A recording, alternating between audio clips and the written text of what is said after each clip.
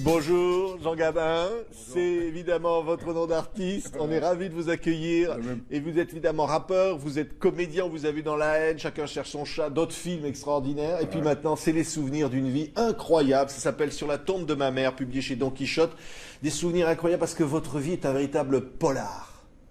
Ouais, ouais, disons, ma vie a commencé à partir du moment où mon père a assassiné ma mère et son conjoint. Mais à partir de là, après, je suis passé à la DAS.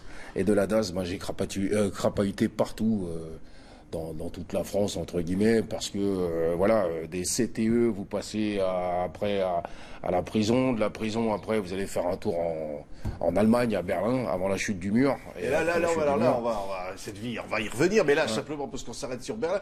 Là-bas, en Allemagne, vous allez faire l'un des plus gros casses, et puis vous allez être emprisonné pendant de longues années. 5 piges, je vais rester 5 piges en prison en Allemagne, mais j'ai été 2 ans et demi avant d'aller au trou à l'extérieur. Donc j'ai eu le temps de voir le mur de Berlin, tout ce qui se passe, etc. Les Ricains, les Français, les Canadiens.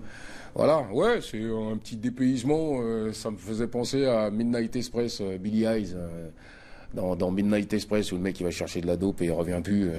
Il dit à sa copine, je reviens dans une semaine, et il revient 5 piges plus tard. Voilà. Alors, on s'arrête une seconde. En Allemagne, vous avez un enfant qui naît. Ouais. Et vous allez, évidemment, c'est une petite fille. Ouais. C'est difficile, là, c'est le rôle de père. Ouais, là, c'est difficile, surtout qu'elle est née le même jour que ma grand-mère. Donc voilà, et c'est chiant, c'est d'avoir ce sentiment vous n'êtes pas une gonzesse, mais vous vous sentez comme une gonzesse. J'ai vu ma fille, elle avait 3 mois dans les paluches, et je regardais, je dis, putain, le jour où je suis dehors, elle sera peut-être mais je serai peut-être grand-père, hein, voilà, c'est ça le truc, ça déchire. Parce que il n'y a pas moyen de la contacter en fin de compte. Vous la voyez juste à table, parce qu'elle était à table comme si c'était un bout de pain. Et après, on se verra 5 ans plus tard. Voilà, c'est une vie romanesque que vous racontez. Incroyable. Donc, vous êtes d'origine camerounaise par votre père. Donc, et par ma mère aussi. Voilà. Vous grandissez dans le 15e arrondissement de Paris, Vaugirard. Ouais. Et puis, vous racontez ce drame terrible. Votre mère, tuée par votre père. Vous dites à un moment dans le livre, je donnerai tout ce qui me reste à vivre pour passer encore 1 heure avec ma mère. Ah ouais, c'est clair. Ce que je dis aux gens, c'est quand vous n'avez pas... quand on vous enlève quelqu'un et c'est pas marqué, ou théoriquement vous déposez vos parents, et là c'est l'inverse, du moins non, vous déposez vos parents, mais là c'est ma grand-mère, elle a vu sa fille partir, moi je vois ma daronne partir, c'est tout votre monde qui s'écroule. Généralement, en plus j'étais un mec qui restait vraiment collé à la guibole de ma daronne, un petit faillot, il n'y a pas de problème. Mais voilà quoi, c'est tout un monde qui s'écroule, c'est fini, l'école j'en ai rien à foutre, après tout le reste j'en ai plus rien à foutre. Ouais. Et donc c'est une espèce de fuite, de fuite, et pourtant vous rêvez, enfant. Et là on le retrouve dans ce livre, vous avez le cinéma des années 60, celui d'Audiard, celui de Gabin, celui de Lino Ventura, tout ça vous fait rêver. C'est normal. Je suis né à Paname, je suis un titi parisien, je suis né à Vaugirard, j'ai grandi un peu partout dans Paname. Et en regardant les vieux films, on se rappelle une époque, même si je suis pas nostalgique. Vous prenez le métro, par exemple, aujourd'hui, c'est plus du tout la même chose. Avant, les sièges, ils étaient en bois, avec les chiffres romains, etc. Il y avait première, deuxième, troisième classe.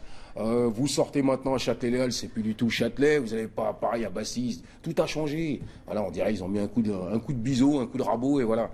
Et pour moi, c'était même quand j'étais dans un autre bled, c'est-à-dire à Lyon ou Chambéry, etc., je leur disais, je ne veux pas faire partie de votre bande.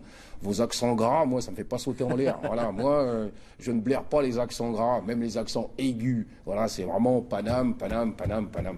Et l'aventure continue. On va entendre un extrait d'une chanson qui va vous rendre célèbre. Vous allez d'ailleurs m'en rappeler le titre. Ouais, je t'emmerde en ça, 2003, c'est vous qui le dites. 2002, voilà.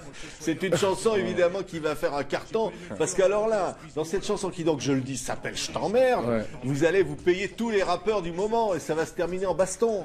Ouais, ça va se terminer en baston 6 ou 7 ans plus tard, mais ça c'est pas un problème. Comme j'ai toujours dit, j'adore la baston, hein, ça c'est un truc qui m'a jamais rebuté, voilà.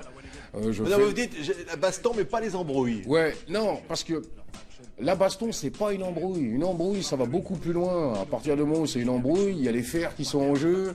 Et voilà, il y a le résiné qui coule, c'est un autre délire. Tandis que là, c'est des pains, des machins, c'est rien. Ouais. Écoutez les paroles, écoutez la musique, là. Chouffe-toi dans une glace, car ce que tu vois, c'est dégueulasse.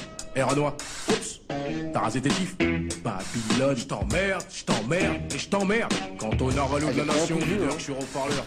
Ouais, vous disiez, vous avez pris un coup de vieux, là. Ouais. Non, c'est pas vrai. Ah si, là, il y a 10 piges qui viennent de se passer, j'ai les cheveux blancs, là, je regarde, mes tifs, il y a un peu de... Ouais, voilà. mais l'aventure continue. Alors, vous allez vous retrouver La Haine avec Mathieu Kassovitz. Ouais. Vous vous retrouvez à jouer des films. Vous allez jouer le premier rôle en Black. Ouais, dans Black. C'est quoi, finalement? Qu'est-ce qui se passe? Grâce à ce morceau, j'ai un coup de bol.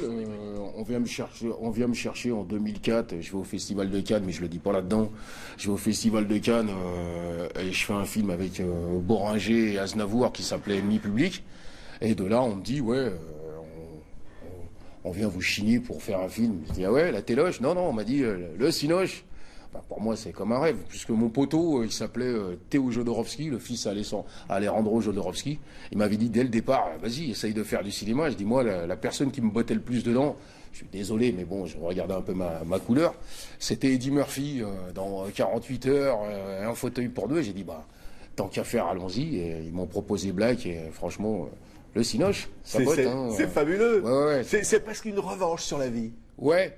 Revanche, ouais, parce que il y a un moment, je dis, il faut s'enlever les deux doigts, les deux arpions qu'on a dans le derche et arrêter de miauler sur soi-même et essayer de se friter avec... J'ai eu les mauvaises cartes. Au départ, j'en ai eu des bonnes. Après, elles ont été biaisées. À partir de 8-10 piges, on a changé mes cartes et il a fallu que je joue avec. C'est tout. Et le tout, c'est d'avancer, arrêter de miauler toutes les 30 secondes. J'ai vu des gens autour de moi qui étaient dans des états qui étaient pires que le mien et qui se levaient. Donc, je fais exactement la même chose. Vous diriez ça, c'est ça le message que vous diriez aux jeunes comme vous, qui sont dans les banlieues, qui vivent des moments difficiles, qui sont stigmatisés souvent. Il faut juste avoir des œillères de temps en temps et s'écouter soi-même. Et essayer d'aller de l'avant et pas toujours chouiner. Je dis, vous allez faire un tour dans des bleds comme l'Inde ou République dominicaine, et je parle pas du tourisme sexuel, etc., etc. Et les gens, ils mangent pas, ils sont dehors. Vous allez faire partout en Afrique, même pas besoin d'aller si loin. Vous allez juste à Paname. À Paname, vous avez la soupe populaire, Jaurès, machin, où les gus, ils sont dehors, ils caillent, ils pèlent. Voilà. Et à un moment, il faut les regarder. Je dis, si vous voulez devenir comme ça, c'est pas dur. Il faut baisser la tronche, voilà. Mais sinon... faut avancer. Être mieux que ses parents. C'est pour ça que nos parents nous ont mis dans ce bled.